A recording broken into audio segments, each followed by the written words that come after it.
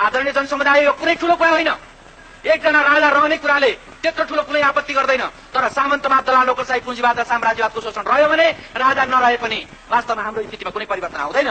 यो राजा सहितको प्रजातन्त्र भन्दाखेरि मैले अस्ति एउटा पत्रिकामा इन्टरभ्यूमा पनि मैले बताएको थिएँ। मैले के भनेको थिएँ भने राजा रहने परम्परालाई कायम राखेर पनि यदि जनतालाई सर्वशक्तिमान बनाउने, प्रजातन्त्रलाई सर्वशक्तिमान बनाउने कुरालाई ग्यारेन्टी गरिन्छ भने यो ठूलो आपत्तिको कुरा हुने छैन। किन ठूलो आपत्तिको कुरा हुने छैन? यसकारणले ठूलो आपत्तिको कुरा हुँदैन कि कुनै पनि मुलुकमा राष्ट्रपति चाहिन्छ। कुनै पनि मुलुकमा राष्ट्रपति चाहिन्छ र त्यो हामी अरू अनेकौं गणतान्त्रिक मुलुकहरूमा देखिरहेका छौं। हाम्रो मुलुकमा चाहिँ राष्ट्रपतिको निर्वाचन चाहिँ गर्नु नपर्ने, तर राजाकै छोरा राष्ट्रपति जस्तो हुन्छन् भने पनि त्यसलाई ठूलो आपत्तिको विषय मान्नुपर्ने केही जरुरी हुँदैन।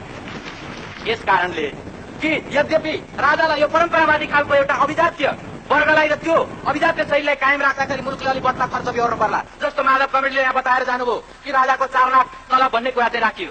अहिले हाललाई राजाले 4 लाख तलब खाएर दरबारमा नारायण हिटीमा राज गरिरहन्, त्यही बसिरहन्, तर मुलुकको शासन प्रणालीले मुलुकको भाग्य निर्माण गर्ने काम जनताको हातमा दिइयोस्, हाम्रो हातमा दिइयोस्, नेपाली जनताको हातमा दिइयोस्। यसो गर्दा यसो भन्न सकिन्छ कि यहाँले आफ्नो घरमा हात्ती पाल्नु भयो भने धेरै घाँस, धेरै भुस, धेरै त्यसको उसलाई फिडिङ चाहिन्छ, तर एउटा बोको पाल्नु भयो भने त्यो बोकालाई थोरै घाँसले पुग्ने थियो। यस अर्थमा एउटा निर्वाचित राष्ट्रपति हुने हो भने उसले 15,000 20,000 वा केही त्यस्तै प्रधानमन्त्रीको बराबरी तलबमा काम चल्थ्यो होला। तर यो सामन्तीय अभिजात्य शैलीमा बाँचेको दरबारलाई अहिले त्यति खर्चले पुग्नेवाला छैन। त्यसो हुँदाखेरि अहिले राजालाई 4 लाखको खाँचो छ भने हामी कोही बात छैन, हामी त्यो कुरा अहिले दिन तयार छौँ। तर प्रजातान्त्रिक अधिकारहरूमा कुनै गिद्धदृष्टि हुनु भएन, प्रजातान्त्रिक अधिकारमा कुनै पनि किसिमको औलो ठड्याउनु भएन दरबारबाट। हामीले भन्न खोजेको कुरा यो। त्यसो हुँदाखेरि सवाल आधारभूत कुराको सवाल वर्गीय शत्रुको हो र सवाल प्रतिगामी उत्पादन सम्बन्धको हो। त्यो प्रतिगामी उत्पादन सम्बन्धलाई तोड्नुपर्छ र प्रगतिशील उत्पादन सम्बन्धलाई कायम गर्नुपर्छ। त्यसो हुँदाखेरि यसो भनिरहेको बेला जब संविधानमा दिएको सम्मानको आधारमा राजा त्यही भित्र यदि सीमित भएर रहने हो भने हामीलाई राजासँग त्यस्तो विशेष आपत्ति हुने छैन भन्ने कुरा मैले भनिरहेको बेला म के कुरालाई मनमा राखिरहेको छु भने भोलि अर्को कुनै शक्ति सामन्तवाद, दलालको साई, पुँजीवाद र साम्राज्यवादको रक्षा गर्ने मुख्य शक्ति बनेर आउन सक्छ र त्यो चाहिँ हाम्रो आन्दोलनको मुख्य शत्रु बन्न सक्ने। त्यसो हुनाले मूल शत्रु बदलिन्छ आन्दोलनको दौरानमा। मूल शत्रु बदले पनि परिस्थिति बदलिएको छैन भने अर्को जुन मूल शत्रु आउँछ त्योसँग हामीले हाम्रो लडाईलाई जारी राख्नुपर्छ। त्यसो हुँदा यो पूर्वाग्रहको लडाई होइन, यो कुनै किसिमको त्यस्तो एउटा कसैप्रति एउटा व्यक्तिगत दुर्भावनाको लडाई होइन, यो जनता राष्ट्रको जीवन र मरणको लडाई हो र यो लडाई जारी रहन्छ, जारी राख्नुपर्छ। अब स्वाभाविक रूपले अहिलेको यो परिवर्तित स्थितिमा अब हाम्रो मुख्य शत्रु को हो त?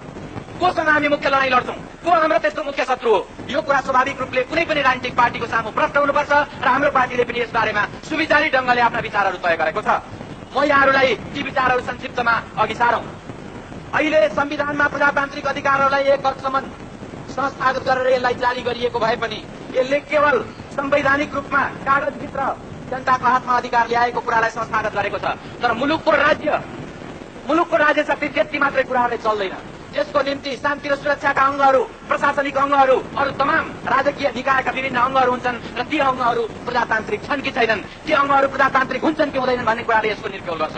त्यसो हुँदा मैले भन्न खोजेको कुरा के हो भने निरङ्कुश तन्त्र जो संवैधानिक रूपमा पनि सबभन्दा माथि रहेको थियो त्यो संवैधानिक रूपमा त्यो निरङ्कुश तन्त्रलाई समाप्त गरिएको छ र त्यसलाई तल झारिएको छ। तर अब निरङ्कुश तन्त्र बाँकी छ प्रशासनिक यन्त्रहरूमा, निरङ्कुश तन्त्र बाँकी छ सुरक्षा, शान्ति र सुरक्षाका अंगहरूमा अथवा राज्य सत्ताका बाँकी निकायहरूमा निरङ्कुश तन्त्रको अवशेष, निरङ्कुश तन्त्रका संस्कार बोकेका तत्त्वहरू अहिले पनि बाँकी छ। त्यो हुन्छ कि हुँदैन? त्यसलाई प्रजातान्त्रिक परिवर्तन गर्न सकिन्छ कि सकिँदैन? तिनीहरूलाई प्रजातान्त्रिकरण गर्न सकिन्छ कि सकिँदैन भन्ने कुरा हाम्रो लडाईलाई, प्रजातन्त्रको विजयलाई कायम राख्न सकिन्छ कि सकिँदैन, अघि बढाउन सकिन्छ कि सकिँदैन भन्ने सवालसँग गाँसिएको सवाल हो। त्यसो भएको हुनाले अहिले पनि नेपालको प्रजातान्त्रिक आन्दोलनको दुश्मन निरङ्कुश तन्त्र हो। त्यो निरङ्कुश तन्त्र आजसम्म राजाको नेतृत्वमा, दरबारको नेतृत्वमा संगठित हुँदै आएको छ र त्यही निरङ्कुशतावादी संस्कारले ओतप्रोत भएर प्रशिक्षित भएर त्यो मुलुकको चारैतिर त्यो हाली भएको छ, सबै ठाउँमा त्यो हाली भएको छ।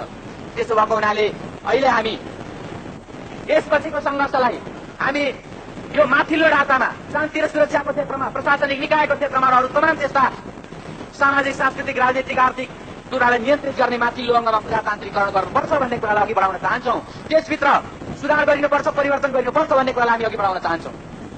यहाँहरूलाई थाहै छ कि जस्तो अस्ति अनेकौं पटक र हिजो अस्ति भर्खरै पनि यो अन्तिम अनुमोदन संविधानमाथि मन्त्रीमण्डलले अन्तिम अनुमोदन गरेर राजाकोमा पठाइसकेपछि पनि कमान्डर इन चिफले एउटा टोलीलाई लिएर प्रधानमन्त्रीकोमा गएर दबाब दिएका थिए अरे भन्ने हामीले सुन्यौं।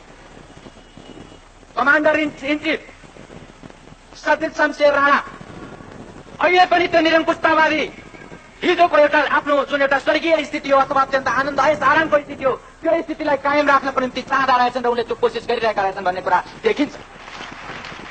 अनि यो पनि थाहा छ कुपनडोलमा तिनै सतीश शमशेर राणा हुन्, कमान्डर इन चिफ हुन् कि जसले त्यहाँ गोली चलाउने कुराहरू गरेका थिए र त्यहाँ एउटा ठूलो रक्तपातको स्थिति सिर्जना भएको थियो आन्दोलनको बेलामा।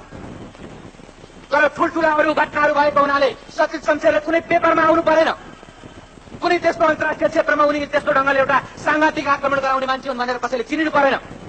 तर त्यो नेपाली जनताले बिर्सेका छैनन् र त्यसको आँकडा राख्नेहरूले त्यो आँकडा आफूले च्यातेर फालेका छैनन्। त्यसो हुँदा म यसो भनिरहेको बेला यो कुराले बिर्सिरहेको छैन कि स्वाभाविक रूपले शान्ति सुरक्षाका अङ्गभित्र चाहे त्यो मिलिट्रीको होस्, चाहे सेनाको होस् या पुलिसको अङ्गभित्र होस्, प्रहरीको अङ्गभित्र होस्, त्यहाँभित्र जनताका छोराछोरीहरू छन्, त्यहाँ जवानको रूपमा जनताका छोराछोरीहरूले काम गरिरहेका छन् र उनीहरू स्वाभाविक रूपले आफ्ना दाजुभाइ दिदीबहिनी र आफ्ना आमा बाबुहरूले जीवनको बलिदान गरेर ल्याएको प्रजातन्त्रको बर्खिलाफ त्यस्ता केही अभिजात्य तत्त्वहरूको सेवा गर्ने चाकडीबाजहरूको निर्देशनमा उनीहरू हिँड्ने छैनन्। फेरि प्रजातन्त्रको विरुद्ध प्रजातन्त्र र निरङ्कुशतन्त्रको बीच फेरि लडाईँ छेडिन्छ भने मलाई लाग्छ ती जनताका छोराछोरीहरूले जनताको साथ दिनेछन् र प्रजातन्त्रको साथ दिनेछन्। मलाई लाग्छ उनीहरूले प्रजातन्त्रको साथ दिने कुरामा नि उनीहरूको पनि एउटा दूरदर्शिता र उनीहरूको पनि वास्तवमा एउटा राष्ट्र सेवा र जनताको सेवाको भाव झल्किनेछ। त्यसो भएको हुनाले मैले यति मात्रै उल्लेख गर्न खोजेको कि प्रत्येक अङ्गमा माथिल्लो तहमा प्रशिक्षित गरेर राखिएका तत्त्वहरू अभिजात्य वर्गद्वारा प्रशिक्षित गरिएका तत्त्वहरू हुन्, निरङ्कुशतन्त्रद्वारा प्रशिक्षित गरिएका तत्त्वहरू हुन्। जबसम्म यी तत्त्वहरूलाई पर्च गरिँदैन, जबसम्म यस्ता तत्त्वहरूलाई हटाइँदैन र प्रजातान्त्रिक भावना भएका तत्त्वहरूलाई राखिँदैन तबसम्म वास्तवमा यो निरङ्कुशतन्त्रसँगको प्रजातान्त्रिक लडाईँको अन्त्य हुने छैन। र अब स्वाभाविक रूपले जस्तो यो संविधानको कुरामा धेरै कमरेडहरूले राखिसक्नु भएको छ, मैले केवल अब एक दुईटा कुराहरूलाई उठाउँदा मात्रै पनि पुग्छ। त्यो के हो भने संविधानको त्यो पछिल्लो हिस्सा मलाई अहिले धारा याद आएन, यहाँहरूले फेरि पल्टाएर हेर्नुभयो हुन्छ। त्यसमा के उल्लेख गरिएको छ भने यो संविधान जारी भइसकेपछि पनि यो संविधानसँग बाँच्ने ऐन कानूनहरू 1 वर्षसम्म जारी रहनेछ। यो संविधानसँग बाँच्ने ऐन कानूनहरू कस्ता ऐन कानूनहरू हुन्? त्यो पञ्चायती संविधान अन्तर्गत बनेका काला ऐन कानूनहरू हुन्, जसले आजसम्म जनतालाई अत्यन्त एउटा दमन उत्पीडन गर्ने र नृशंस ढङ्गको अत्याचार गर्ने कामलाई कानूनी ढङ्गले पुष्टि गर्दै आएका छन्।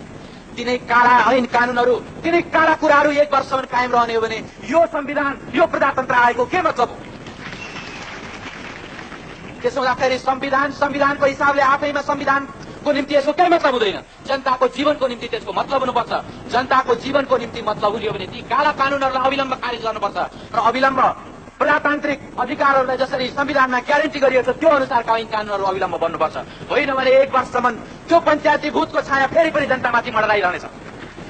त्यसो हुँदाखेरि यस्ता खालका कुराहरू हुनु यसो पर्थ्यो कि यो संविधान जारी हुने बित्तिकै यो संविधानसँग बाँच्ने ऐन कानूनहरू बाजिएको हदसम्म स्वतः निष्क्रिय हुनेछन्, स्वतः खारिज हुनेछन् भनेर भन्नु पर्थ्यो र यस्तो ढङ्गले भन्नुपर्छ भनेर हामीले आफ्ना विचारहरू पठाएका हौँ।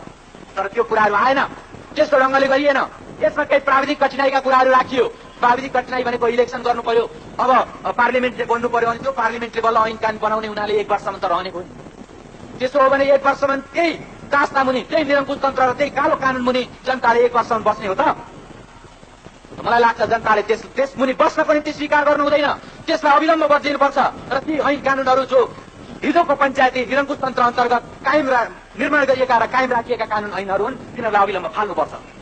र स्वाभाविक रूपले अब यो जस्तो हाम्रो अन्तरिम सरकारमा जानुभएका कमरेड झलनाथ खनालले पनि आफ्ना अभिव्यक्तिहरू दिइसक्नु भएको छ। यहाँहरूलाई थाहै छ कि पार्टीले अघि सारेका कुराहरू र यो मन्त्रीमण्डलले गरेका कुराहरूको बीचमा केही भिन्नताहरू छन्।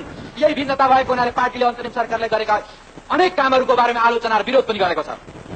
तर हिजो एउटा स्थिति थियो र हामी सबैले सहन गर्यौं कि अहिले प्रजातान्त्रिक संविधान निर्माण गर्ने कुरामा सिंगै मुलुक केन्द्रित भएको छ र यस्तो बेलामा बाँकी अन्य सवालहरूलाई लिएर अन्तरिम सरकारसँगको वादविवादलाई त्यति धेरै चर्काउनु हुँदैन भन्ने कुरा महसुस गर्न र बुझ्न सकिन्थ्यो। अब अहिले त संविधान आइसक्यो। संविधान आइसकेपछि अब हेर्नु यो छ कि हिजो कति हत्यारा र अपराधीहरूमाथि अब अनुसन्धान र कारवाही हुन्छ कि हुँदैन, ती भ्रष्टाचारीहरूमाथि कारवाही हुन्छ कि हुँदैन। यहाँहरूलाई जानकारी नै छ, अस्ति संविधानको घोषणा भएको दिन नेकपा मालेको पार्टी प्रमुखको हैसियतले म पनि दरबार गएको थिएँ र त्यो जलपान समारोह हुने त्यो हलमा जब त्यहाँ आएर हेरिन्छ त मरिचमान पनि त्यही विराजमान छ। त्यो मरिचमान कहाँ गयो होला, त्यो मरिचमान कहाँ भूमिगत भयो होला भनेर यत्रो जनताले खोजिरहेको एक बेलामा एउटा सुईको पाइएको थियो कि त्यो मरिचमान त विश्वेश्वर प्रसाद कोइरालाको सुपुत्र प्रकाश कोइरालाको घरमा ओत लागिरहेको छ भन्ने सुनिएको थियो। तर त्यति मात्रै होइन त्यो त दरबारमा पनि पटक पटक आउने जाने गरेर स्याल जस्तो चिर्ने र निस्किने गरी राखेर जब खुद दरबारियाहरूको नजरमा ती हत्यारा र अपराधीहरू कुनै ठाउँ बसिरहेका छन् भने जनताको सामु ल्याएर तिनीहरूलाई अपराधको दण्ड किन दिँदैन?